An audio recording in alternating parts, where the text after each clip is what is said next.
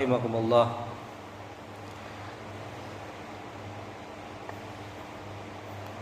Baru-baru ini kita mungkin sering mendengar blackout ya, atau giliran mati lampu ya, giliran mati lampu. Jadi alhamdulillah di patroller masih nyala terus. Kalau di Bunder itu sudah berapa kali sih? Yang saya dengar sih 2 kali ya, 2 kali mati lampu. Dan kalau di Jawa itu masih agak mending ya. Kalau di Sumatera sampai berjam-jam ya, bahkan sampai ada yang nyaris 24 jam mati lampu itu. Begitu pula nanti di Madura dan Bali sama mengalami pemadaman bergilir ya, pemadaman bergilir. Dan PLN mengakui bahwa penyebab utama dari pemadaman bergilir adalah karena pasokan batu bara ke PLTU yang tersendat, karena produsen lebih tertarik menjual ke pasar ekspor. Jadi batu bara dijual ke pasar ekspor itu sekitar $121, bahkan sampai dengan $130. Kalau dijual ke PLTU hanya $70 per ton ya, $70 Amerika per ton. Jadi mending dijual keluar, selisih banyak ya, selisih sampai $51 dibandingkan dijual ke dalam negeri. Sama dulu dengan sawit ya, minyak sawit yang waktu minyak goreng mahal itu. Minyak goreng mahal ya salah satu penyebabnya ya karena harga sawit di pasar internasional lebih tinggi dibandingkan dengan pasar domestik, sehingga banyak pengusaha yang lebih menyalurkan ke pasar internasional daripada di dalam negeri. Itu salah satu penyebab ya. Dan tentu saja kenapa ini bisa terjadi? Ya karena yang memegang kendali dari batu bara itu swasta, berarti kan. Berarti kita negara atau BUMN ya harus membeli batu bara tersebut dari pihak swasta, sehingga yang mengendalikan batu bara tadi yang sebagai salah satu pemasok ataupun bahan bakar utama untuk listrik di Indonesia itu ya tergantung dari swasta. Kalau swastanya tidak mau jual ya kita nggak bisa apa-apa gitu. Kalau swastanya pengen jual ke kita baru kita bisa beroperasional. Kalau swastanya lebih memilih menjual atau ekspor keluar ke pasar internasional, ya udah kita yang menjadi katakanlah tumbalnya gitu. Tentunya ya harusnya batu bara itu ya tidak dikelola oleh swasta, karena itu termasuk kepemilikan umum, dan bahkan di peraturannya Undang-Undang Nomor 30 tahun 2009 ya, ini salah satu undang-undang yang bisa dikatakan yang mendukung liberalisasi pada sektor listrik melalui pembangkit listrik swasta. Ini membuat swasta bisa menjual listrik ke PLN dengan skema take or pay. Jadi nanti negara itu ataupun BUMN membeli listriknya ke pembangkit swasta dan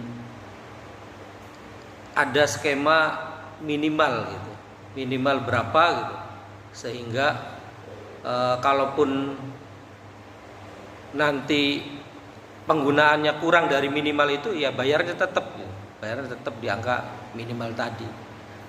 Jadi ini berarti kita itu dikendalikan lagi oleh swasta gitu.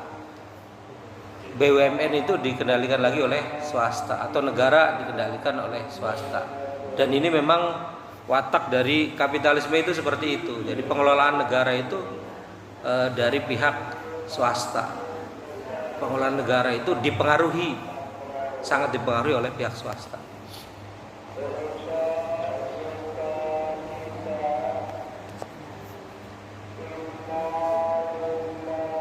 Nah, dalam pandangan Islam bagaimana terkait dengan hal ini? Ya tadi batubara itu termasuk kepemilikan umum.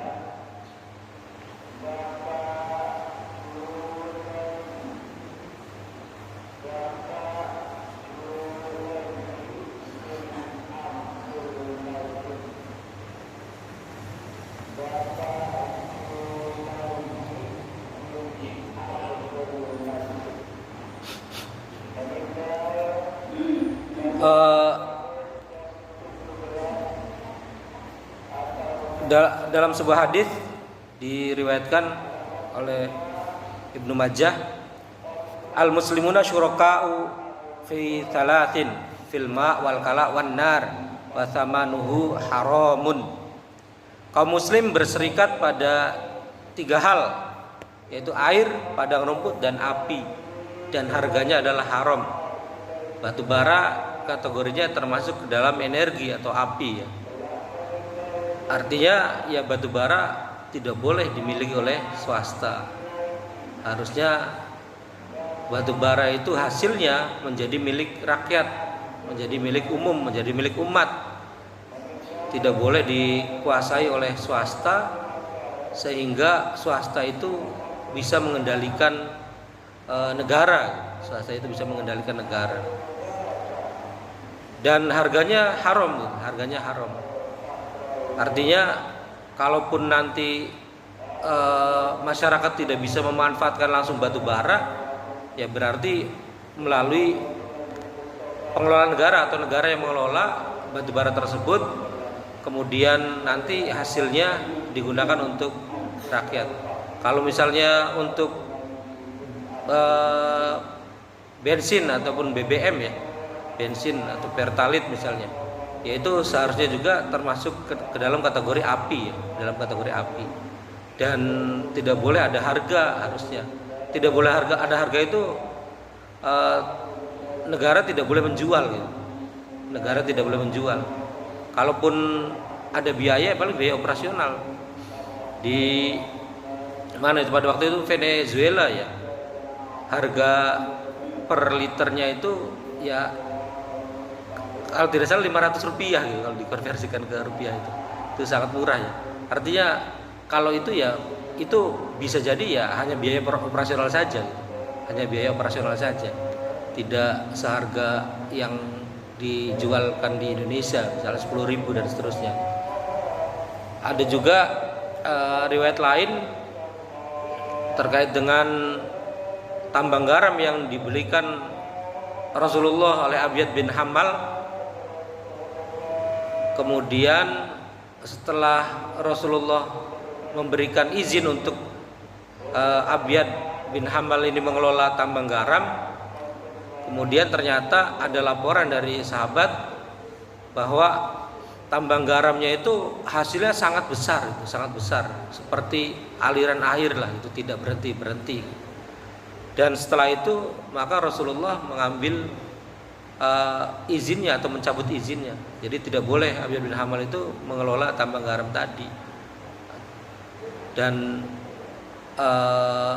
padahal pemberian itu di dalam sebuah hadis itu ya, kalau kita memberi hibah ataupun memberi yang berhibah lah, memberikan sesuatu kepada seseorang kemudian kita ambil lagi, maka itu seperti anjing yang menjilati muntahannya sendiri.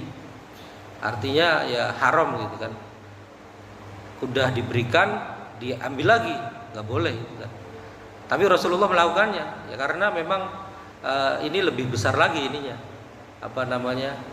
keharuman untuk mengelola barang tambang tadi berupa tambang garam tadi. Dan tentunya pengaturan Islam itu ya seperti itu. Padahal ya tadi batu bara itu di Indonesia ya termasuk salah satu yang terbesar di dunia hasilnya batu bara ya. Ya mungkin ya mati semut karena gula mungkin ya. Jadi karena gulanya banyak, tetapi kita itu mati gitu karena harusnya kita dapat banyak manfaat dari banyaknya batu bara yang melimpah ke kita, melimpah di negara kita, tetapi malah kita yang kekurangan batu bara, pasokan batu bara. Tentunya ya bukan karena negara ini kurang batu bara, bukan, tapi karena salah pengelolaan. Harusnya pengelolaannya ya dengan pengelolaan Islam, sehingga manfaatnya menjadi rahmat bagi seluruh alam. Demikian apa yang bisa saya sampaikan. Wallahu a'lam bishawab. Subhanakallahumma wa bihamdika asyhadu an la ilaha illa anta astaghfiruka wa atubu ilaik. Assalamualaikum warahmatullahi wabarakatuh.